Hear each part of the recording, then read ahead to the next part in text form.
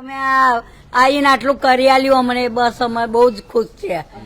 આભાર તમારો આટલો મને. નગરસેવકોની કામગીરીનો હિસાબ કિતાબ. સ્પાર્ક ટુડે ન્યૂઝની આ વિશેષ મુહિમ કે જેની અસર હવે દેખાવાની શરૂ થઈ ગઈ છે.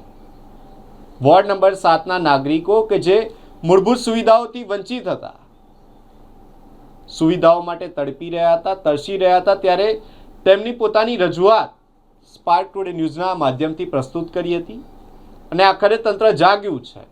સ્પાર્ક ટુડેના અહેવાલ બાદ તંત્ર જાગ્યું છે અને જમીની સ્તર પર કામગીરી કરવા માટે પહોંચ્યું છે.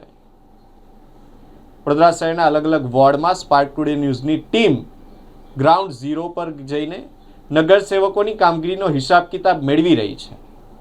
ત્યારે શું જોવા મળે છે? ગંદા તળાવો, ગંદા મહોલ્લાઓ, ગંદુ પાણી, પીવાના પાણીની યોગ્ય વ્યવસ્થા નથી, રોડ પર ખુલ્લા ખાડાઓ જોવા મળી રહ્યા છે અને નાગરિકો ત્રાહિમામ પોકારી રહ્યા છે.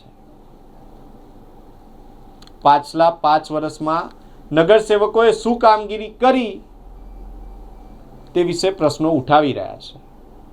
કેટલાક વિસ્તારોમાં તો નાગરિકો નગરસેવકોના નામ પણ નથી જાણતા અને કહે છે કે અહીં આવ્યા હોય ત્યારે જાણીએ ને.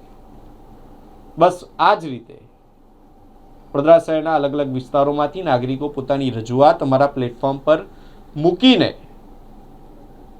રજૂઆત કરી રહ્યા છે. આ જ રીતે અલગ અલગ વિસ્તારોમાં પહોંચીશું અને તમારી સમસ્યાને યોગ્ય પ્લેટફોર્મ આપી સમાધાન લાવવાનો પ્રયાસ કરીશું.